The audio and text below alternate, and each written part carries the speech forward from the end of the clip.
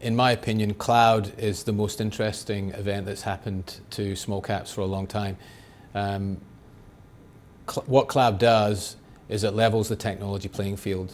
It allows small companies to look like big companies. It gives the keys to the big companies' IT departments to small companies. And we know in Australia that innovation lives in small caps. And if we're going to give them these tools to go to business with and a level technology playing field, we think that creates a significant field of opportunity. And that's where we're spending a lot of our time. Ways to play the cloud. You've got multiple layers, but if I break them down into two components, you've got what I call the cloud infrastructure layer. Here you've got NextDC, Megaport, MyNet Phone. They've got some technologies that enable cloud companies to utilize the technology advantages more easily. And then you've got the next layer of cloud coming at you, and those are companies that are embedding their tools to create value along the way. So a company like Big Tin Can, EML's technology stack's built on the cloud and payments. I mean, Kogan, their technology stack's built on the cloud, and that's one of the reasons why they are one of the lowest cost retailers in Australia and taking market share. So the angle of what the cloud means for Australian companies, you're going to see that arrive in small caps first. There's going to be many IPOs over the course of the next 5 or 10 years that are going to be companies coming to market who are looking to harness that technology advantage and exploit opportunities that were never possible before. And we're looking to position the portfolio to take advantage of that.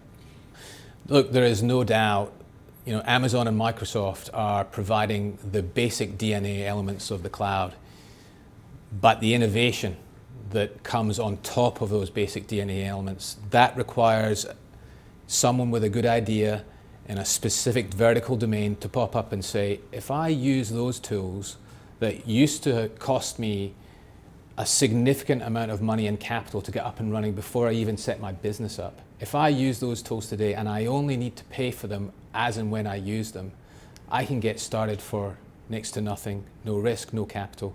That is super significant, and it plays into the hands of small companies. So don't get me wrong, Amazon, Microsoft, they are the beating heart of the cloud, but it's what small companies can do with those tools that is so exciting.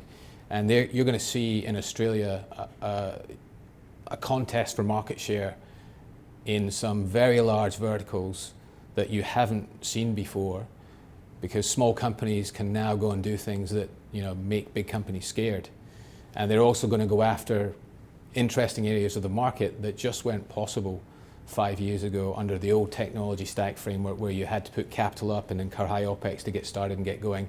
Now you don't have to do that. You see an opportunity, you try. If you fail, you try again and you go for it. And that I think is a game changer, and it plays into the hand of small companies.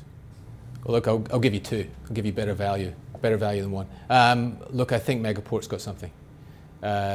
Its approach to variabilizing the unit cost of access to the cloud is innovative on a global scale.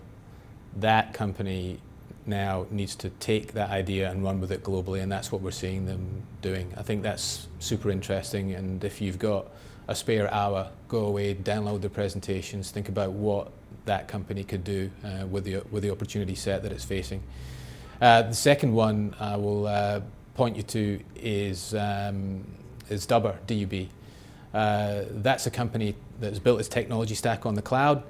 It's going to have an opportunity to record calls at scale. At some point, those calls are going to be used as a data source over which AI gets run.